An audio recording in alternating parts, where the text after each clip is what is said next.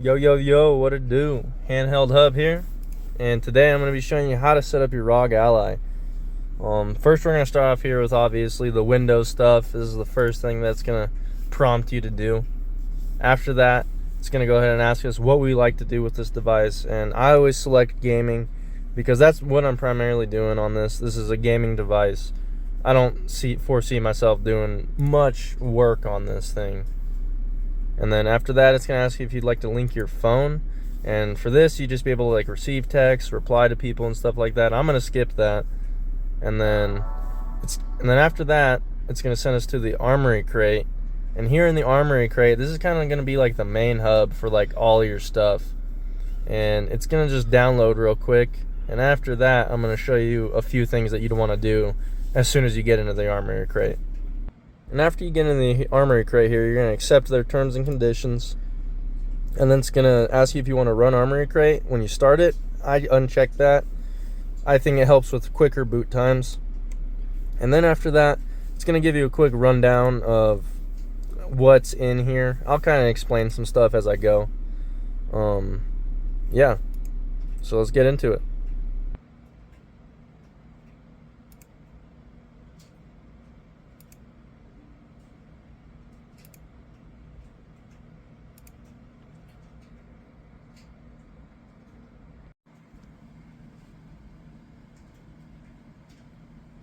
Alrighty, and once we get through the little walkthrough here, we're gonna go down here and hit the update center and check for, oh my gosh, that was terrible. We're gonna check for these updates here. And yeah, it's gonna take a minute. I'll skip till the end, and basically we're just gonna update this thing. There's like 3-4 different things that you're gonna want to check for updates regularly. This one is pretty important considering, like I said, this is like the main hub for everything. I mean, there's tons of stuff to do up here in the Armoury Crate. While you're updating this too, it might tell you that you need to plug in your device, otherwise it won't install. And honestly, that's what I love about this thing, is it's got 2 USB-C ports. So I'm able to charge this thing while able to use my mouse at the same time, versus having to buy a dock just for extra ports.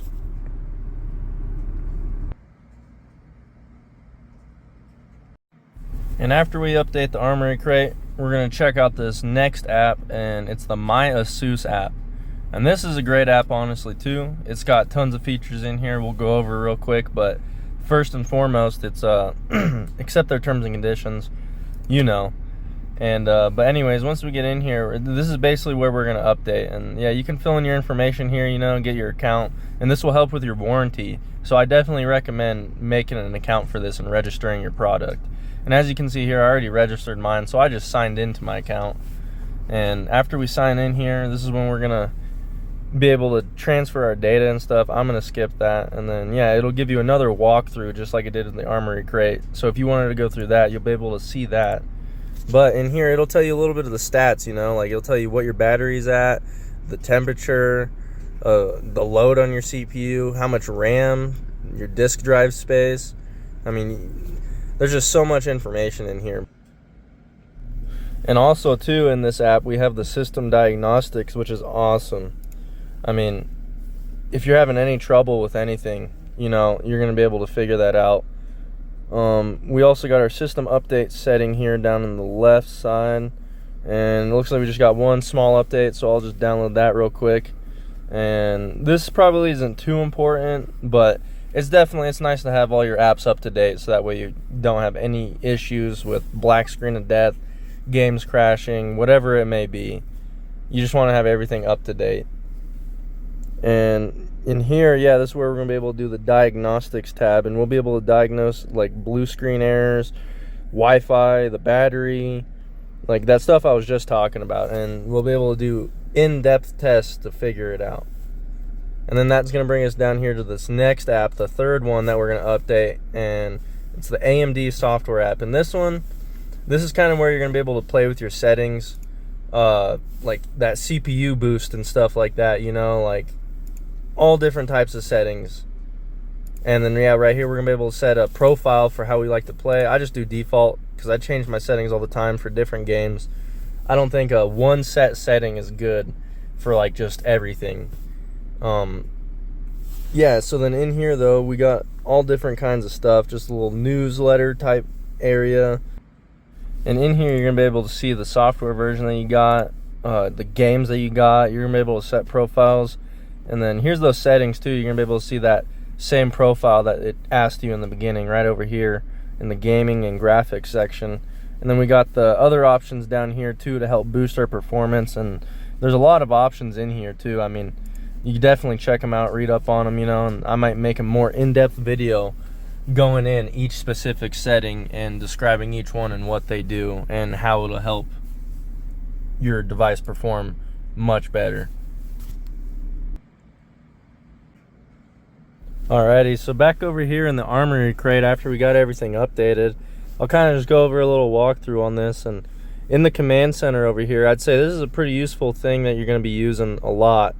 And I'd say you could probably remove this embedded controller here, and I definitely recommend adding the CPU boost option on here, because when you get your ROG Ally, CPU boost is automatically turned on, and this feature is really only good if you're like running a lot of CPU usage. But if you're using more GPU usage, I'd say I'd turn that off, because you're not, I don't know, the way it works is it stops your CPU from utilizing more than your GPU. And so with that being said, it's gonna help your AAA games run better, unless you're running like an indie game. And over here in the performance tab though, this is where we're gonna be able to change some stuff, check out our stats on what everything's looking like. There's also this Eco Assist option over here, and with that we're able to put our device in a hibernate mode with the bottom option here, and you're also able to turn the CPU boost option on and off over here as well. But yeah, we got our modern standby assist and extreme standby mode, and these are essentially going to save your battery from staying on, draining, stuff like that. So I definitely recommend having those on. But I do like to have this hibernate mode down here at the bottom turned on, so that way I am able to download my games while the screen is turned off, because the app stays running while the screen is off, basically. And you're also to change those same settings that were in that AMD app down here in the performance tab as well. And you're also able to change the GPU gigs that is being dedicated to the GPU, and I have mine set at 10 for most AAA games. I'd probably bring it down to like 6 or 8 if I was playing any other indie game or game that doesn't take as much power to run. And then next over here in this lighting tab, I mean, this one's kind of self-explanatory. You could just change the lights on that you see right here on your joysticks, which is pretty cool. I love that the ROG Ally has this little aesthetic feature here. It's not, you know, crazy, you know, I wouldn't like pay extra money for it, but it's kind of cool that it comes with it and you're able to adjust it, you know. And you're also able to adjust it right here too if you want to turn it completely off, save as much battery power as you possibly can, you know. You don't want nothing going to that for no reason. But I mean, it's kind of an aesthetic for me. I like to leave it turned on. I don't think it drains too much battery power. I don't notice anything when I'm playing games. Like, the battery already runs for a pretty long time. And the next tab that we got over here is the calibration tab, and this is awesome. I mean, you got your joysticks here, you got your triggers, and you're able to, yeah, adjust your trigger. You know, if you're having troubles when you're pressing the trigger and it's not registering, this is where you're going to go. Or if you have some sort of stick drift or something, you know, this is where you're going to want to go to fix your problem first. You know, like, you're able to do everything here, even the gyro, which is like, you know, I don't know, for like some VR games and stuff like that, you know, you're able to calibrate that. But I mean, honestly, just the triggers and the joysticks themselves is an awesome feature. And over here in the game visual tab, this is where we're going to be able to adjust the screen for like what kind of games we're playing, you know, for like an FPS game. If we're just browsing the web, I keep that on default. But yeah, if we're playing a racing game, watching a movie, you just want your eyes to feel better, you know, probably eliminate all that blue light. Like, there's just a bunch of different screen options in here, and you're able to turn on this option here. Yeah, that's what it is. It's the on-screen display. Sorry, I was thinking what OSD meant. But yeah, the on-screen display, and it'll tell you what mode you're in when you launch a game. Another awesome feature is this button over here. It's dedicated straight to the Armoury Crate, and it'll open and close the app on demand with just one press of a button. So, I mean, yeah, if you need to, like, open it real quick, swap games, cancel your game, you can do that. And over here on the opposite side, where I showed you those kind of, like, hot functions were, that's what's going to open up that menu right here, where you can adjust them and stuff like that, you know. And you could open and close it with that button there. You got the microphone, you know, you could turn your microphone on and off. You could end a task, you know, there's that option in here. I think that's definitely a good one if your, like, device freezes. You know, there's just so many in game profile. You could swap whatever you want, whatever works best for you here. It's all customizable. And then also in here too, we have the brightness setting, and then we also have a volume control too. So that way, if we're already in a game, we could just pop this up and change those settings right there. We don't have to exit the game, go back to the menu, change, you know, like all that extra stuff. So that definitely helps out there. And for this next step, we're going to turn off this core isolation. This is going to help our CPU perform so much better because it's not being held up by this. But with turning off this memory integrity, your device is more vulnerable to, like, theft and attacks and stuff like that. So be wary of that. But turning it off will definitely significantly help your device because it runs off the CPU, and since the GPU is integrated with the CPU, it's going to take a huge load off of that all the time. And another thing that we're going to want to do here after turning off core isolation is go into the virtual machine platform by typing in turn on and off Windows features into the search bar, and we just uncheck it here, and simple as that. We uncheck it, and that'll give us a significant boost to our device right there, just in game. Also, with turning off this VMP, it definitely does make your device more vulnerable to attack. So I definitely recommend watching what software and games you download, where you get them from and stuff. You know, you don't want to risk your $1,000 device, you know. It's just not worth it. But yeah, I mainly play this at home, or I have it on hand. Like, I'm pretty at ease with turning those features off. I don't feel paranoid at all. And then also too, to help us out with some performances, go to our install apps.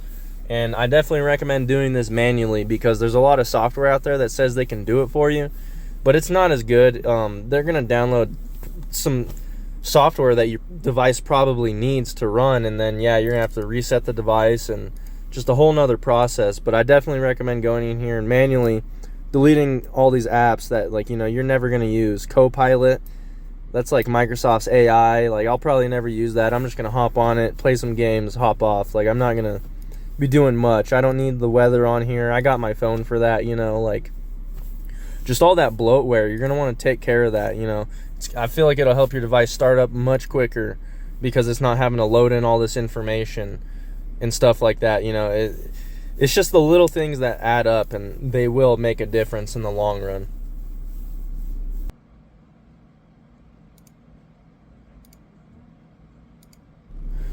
And I'm not going to show you everything, but you could kind of tell what is mandatory and what's not, you know, what apps you're going to not use for gaming, stuff like that. That's the stuff that I would remove. But I want to remove anything that you don't know what it does. And then next too, for the next thing that I'd say we can start working on is turning off the device encryption. And this is like tied into Bitlocker, which is like always running in the background, and it is a security feature as well. But like I said, I am very at ease with having my device not that secured. I'm not downloading nothing crazy. I'm not leaving my device out in the open like that, you know. I'm mainly at home or at work on the go. But if we turn off this device encryption here, it's going to take a little bit to load too, but it's going to significantly help the CPU boost because it runs off of the CPU, and the GPU is integrated with the CPU. So it all just, anything that helps your CPU is what you're going to want to do, basically. That is your best bet to make this device perform as best as it can.